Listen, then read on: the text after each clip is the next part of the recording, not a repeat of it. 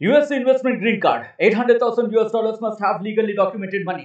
Exit period after 3 years. Shuda LP 6302946180. Bhadradri Kothagudem జిల్లాలో కొందరు ఉపాధ్యాయుల తీరు వివాదాస్పదంగా మారుతోంది.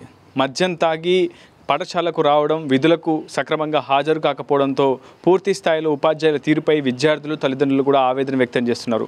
భద్రాద్రి కొత్తగూడెం జిల్లాలో కేవలం 5 నెలల్లోనే 6 వివాదాస్పద ఘటనలు చోటు చేసుకోవడంతో అటు విద్యార్థి సంఘాలు కూడా విద్యాశాఖ అధికారులను ప్రశ్నిస్తున్నటువంటి పరిస్థితి కనిపిస్తుంది. కొందరు ఉపాధ్యాయుల తీరు ఉపాధ్యాయ రంగానికే కలంకం తెచ్చే విధంగా, ప్రభుత్వాన్ని అప్రతిష్ట పాలు చేసే విధంగా ఉందంటూ విద్యార్థి సంఘాలు కూడా పెద్ద ఎత్తున ఆందోళన వ్యక్తం చేస్తున్నాయి. ఇటీవల ములకలపల్లి చోటు చేసుకున్న ఘటన ప్రస్తుతం రాష్ట్ర వ్యాప్తంగా చర్చనీయాంశమైంది. ఒక ఉపాధ్యాయుడు మద్యం మత్తులో పాఠశాలకు రావడం, వచ్చిన తర్వాత స్పృహ తప్పిపోయి పాఠశాలను నిద్రించడంతో విద్యార్థులు తల్లిదండ్రులకు సమాచారం ఇచ్చారు. హుటాహుటిన గ్రామస్తులు, తల్లిదండ్రులు ఆ సదరు ఉపాధ్యాయుని ఆ ప్రభుత్వ పాఠశాల సమీపంలోని పశువుల పాకలో వదిలివేయడం పెద్ద ఎత్తున చర్చనీయాంశంగా మారింది. ఇప్పటికే విద్యాశాఖ అధికారులు కూడా సదరు ఉపాధ్యాయుడికి షోకాజ్ నోటీస్ అయితే జారీ చేశారు. ఇటీవల జరుగుతున్నటువంటి ఇటువంటి ఘటనల పట్ల అటు తల్లిదండ్రులు కూడా ఆవేదన వ్యక్తం చేస్తున్నారు. టేకులపల్లి మండలంలో కూడా ఇలాంటి ఘటన కూడా చోటు చేసుకుంది.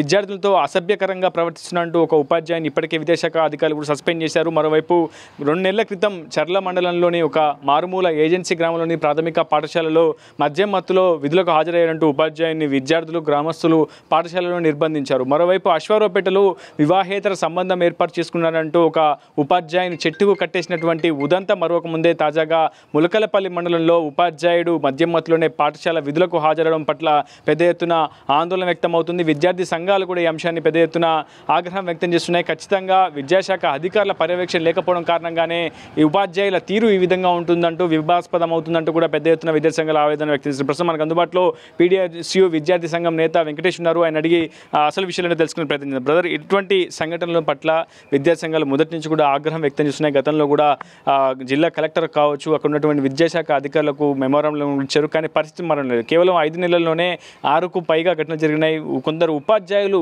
మద్యం మత్తులో విధులకు హాజరవడం కావచ్చు, సక్రమంగా హాజరు కాకపోవడం, అసభ్యకరంగా కొంతమంది విద్యార్థులతో ప్రవహించడం, ఇలాంటి ఘటనలు పునరావృతున్న నేపథ్యంలో అసలు విద్యార్థి సంఘంగా మీరు ఏం భావిస్తున్నారు? దీనిపై ఏం స్పందిస్తారు?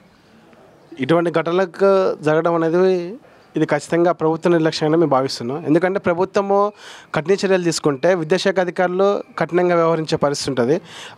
స్కూల్స్ని విజిట్ చేసే పరిస్థితి ఉంటుంది. సమావేశాలకు నిర్వహించే పరిస్థితి ఉంటుంది. ఎవరు వస్తున్నారు, ఎవరు అట్లా ఉపాధ్యాయులు సక్రమంగా ఉన్నారా లేదా, విధులు సక్రమంగా నిర్వహిస్తున్నారా లేదా అనేది కూడా పర్యవేక్షణ ఉండే పరిస్థితి కనిపిస్తూ ఉంటుంది. ఇక్కడ ఏమవుతుందంటే అసలు ప్రభుత్వాలు పట్టించుకోవడం లేదు, ప్రభుత్వాలు పట్టించుకోవడం అని చెప్పేసి విద్యాశాఖ అధికారులు గాలికి వదిలేసిన పరిస్థితి కనిపిస్తూ ఉంది. దానివల్ల ఇటువంటి ఘటనలు అనేది పునరావృతం అవుతూ ఉన్నది.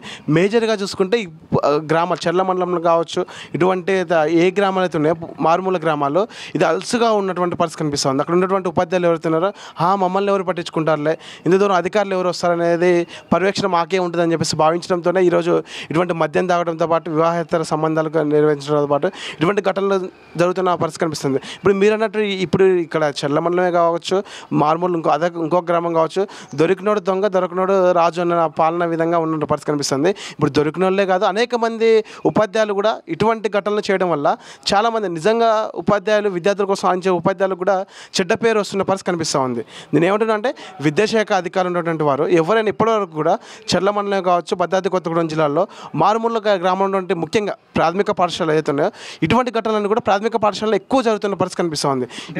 నిన్న ములకలపల్లిలో జరిగినటువంటి ఘటన మద్యం మత్తులో విధులకు హాజరు కావడం, స్పృహ తప్పిపోయి తరగతి గదిలోనే నిద్రించడంతో విద్యార్థులు తల్లిదండ్రులకు సమాచారం ఇచ్చారు.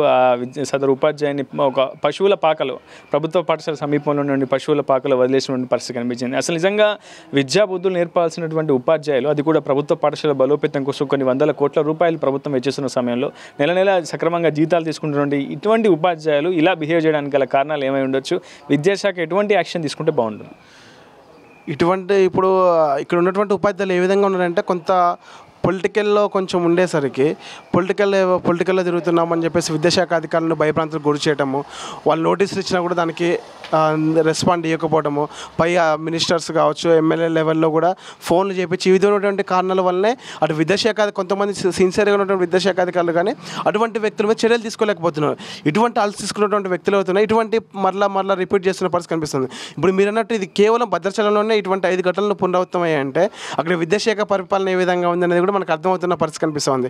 కొంతమంది ఏంటంటే ఇటువంటి అధికారులు కూడా కనీసం అటు అధికారుల నుంచి అంటే ప్రభుత్వం నుంచి ఒత్తిడి వచ్చినప్పుడు కూడా కనీసం వారు నిర్వహించాల్సిన వృత్తిని సక్రమంగా నిర్వహిస్తే రేపటి భవిష్యత్తు విద్యార్థులకు విద్య అనేది సక్రమంగా అందే పరిస్థితి కనిపిస్తూ ఉంటుంది. కానీ ఇప్పటివరకు కూడా ఎక్కడ కూడా ఇటువంటి చర్యలు అనేది జరగట్లేదు.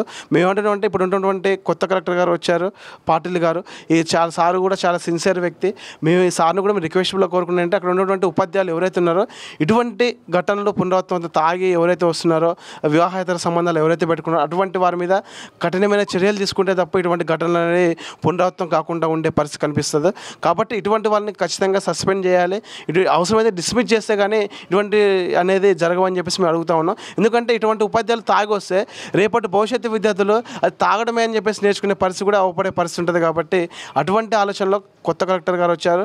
సార్ కూడా వీరి మీద కఠిన చర్యలు తీసుకుంటా అని చెప్పేసి కూడా మేము భావిస్తున్నాం.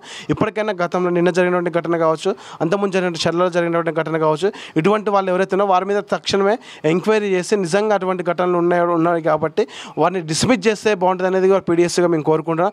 అదేవిధంగా జిల్లా విద్యాశాఖ అధికారులు కూడా మరి ఏ చోద్యం చేస్తున్నది కూడా మాకు అర్థం కావట్లేదు. కేవలం ఆఫీసులకు మాత్రమే పరిమితమయ్యారు, కేవలం ప్రకటనలు మాత్రమే చేస్తున్నారు. కానీ ఎక్కడ కూడా ఇప్పటివరకు తెలంగాణ గవర్నమెంట్ గ్రామాలకు తరలి విద్యార్థులు చేర్పించని చెప్పేసి అనేక ప్రకటన చేసిన పరిస్థితి కనిపిస్తుంది.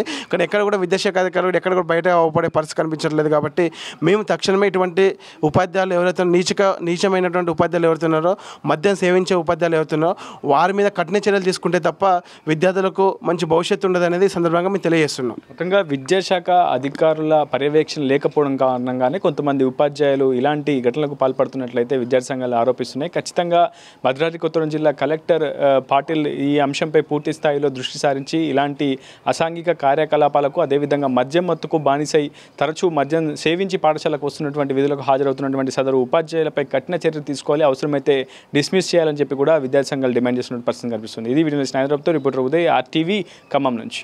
మరిన్ని వీడియోస్ కోసం ఛానల్ ని సబ్స్క్రైబ్ చేయండి, లేటెస్ట్ అప్డేట్స్ కోసం వాట్సాప్ ఛానల్ ని ఫాలో చేయండి అండ్ లింక్ డిస్క్రిప్షన్ లో ఉంది.